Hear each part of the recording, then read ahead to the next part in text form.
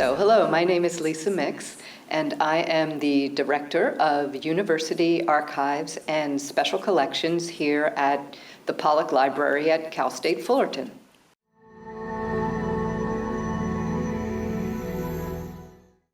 So that's a very interesting story. That came about along with most of our other science fiction collections here through the efforts of Willis McNelly, who was a professor of English here at Cal State Fullerton in the 1960s. And he was very interested in science fiction, and he was a member of the Science Fiction Writers of America and the Science Fiction Research Association. And so in 1967, he spoke at the Science Fiction Writers of America meeting in Berkeley, California. And it was there that he met Frank Herbert and Ray Bradbury, and I think he met Philip K. Dick there as well. He might have met him later. But he met a number of science fiction writers, and he and Frank Herbert just were particularly close. Herbert lectured in some of McNelly's classes, and as you may or may not know, McNelly wrote the Dune Encyclopedia, which is kind of a reference guide to the Dune universe. So anyways, in 1967, he and Frank Herbert really struck up a friendship, and he went to visit Frank Herbert at his home in the Bay Area. Frank was living in the Bay Area at that time. And he convinced Frank Herbert that Cal State Fullerton could take care of his archives and his papers because McNelly, because he was teaching science fiction as literature. I should probably back up a bit about, I'm getting into this here.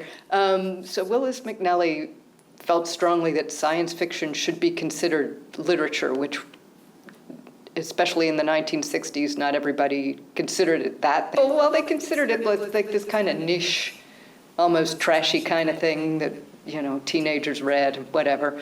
But he realized that these science fiction writers, they had their papers, their archives, and that they should be in a university where they could be studied by students and scholars and anybody, and you know, as you have been doing today. And so he talked to Herbert and other authors as well and said, you know, look, you've got all these papers. They're sitting around in the closet in your basement, in your garage. They'd be much better in a university. And Frank Herbert was, you know, one of the early, I don't want to say early adopters, but he was like one of the earliest people to give his papers because he agreed with that right away. And McNelly, I think that was then might have been late 67 or early 1968, and he like drove home with boxes of Frank Herbert's papers. And so throughout the years, Frank Herbert would give, you know, more things as he had them. And then Frank Herbert passed away in 1986, I think. And so his widow in 1991, I think, gave more things, you know. So that's the long-winded story of how we come to have the Frank Herbert papers here at Cal State Fullerton.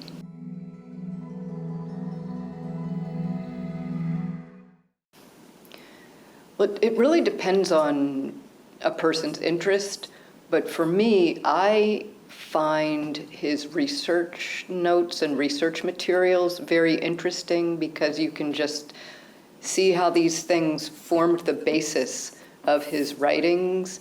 So he was very concerned about the environment and ecology.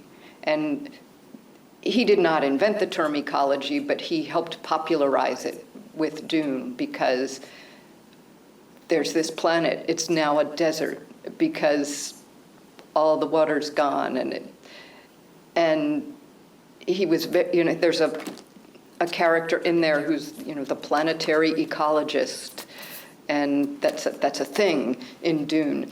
And for the landscape of Arrakis, he was inspired by the sand dunes in Oregon. He was studying those. I mean, we have his notes on, I really like that file, his notes from 1957 about the sand dunes in Oregon, and he was trying to pitch an article about this, that these dunes were just kind of consuming, that they were shifting, they were like swallowing cars and things, and like that's how you see, like in the movies of Dune, where there's these big sand dunes, like they're like waves, and he had a lot of trouble getting that article published because people weren't as interested in it then. And I've used the research, and he has other research materials. He has folders about world building and about religion. So he invents several religions in Dune. And but the research materials I've used there was a class that, it was an American Studies class, but it was on science and culture, and they were interested in the environment and climate change and how that's portrayed in literature. So I brought out his research notes on that, on ecology, and his notes for the article about the sand dunes. And this is kind of, you can see this writer's process. And same thing with religion and world building. There was an anthropology class where students did an exhibit on the anthropology of religion, and they used several different things from our collection, not just the Herbert papers, but part of that. Dune played a part in that exhibit. So that was very cool. I like when particularly when students use the collections. I like students to be involved and engaged.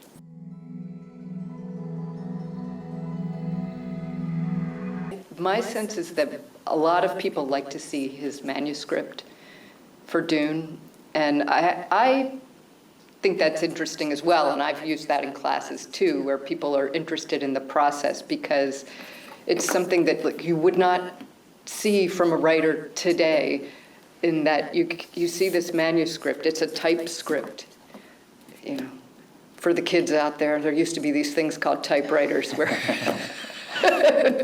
people would, so it's typed on a page, and you can see where he's crossed things out, he's written things in, and I say it's like, this is the early version of track changes, but you probably wouldn't see that with an author's papers today. I mean, do people save their in-between drafts? And so it's very cool to see the evolution of the story. I don't know if there's anything wild. There's something that's very fun. There's a Dune board game, and I haven't played it though, but we've displayed it, but I don't think we've played it. But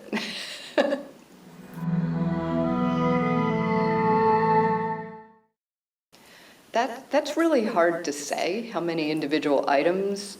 The Frank Herbert papers are 91 boxes, and now that's not all Dune, but there are a lot of part of that are related to Dune, and then we have other things from other collections that are related to Dune, like in Willis McNelly's papers, he has his materials for the Dune Encyclopedia.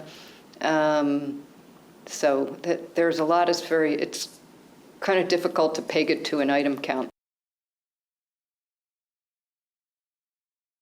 But we do have some like press kits and things related to the 1984 film, Dino De Laurentiis, David Lynch film, and I'll say I'm not a fan of that film. And then we have scripts that Herbert wrote for what would have been a sequel to that film that was never made. And recently someone from Wired magazine came in and looked at those and did an article about those, which was very interesting. And we do have some things related to the mini-series, which I think was 1999 on Sci-Fi Channel, which I was more a fan of that than the 1984 movie, I'll have to say. And, we have a few things related to the more recent films.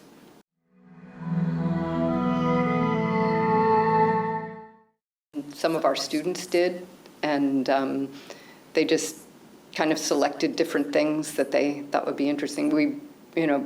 We have part of the manuscript on display downstairs, and because everybody wants to see that.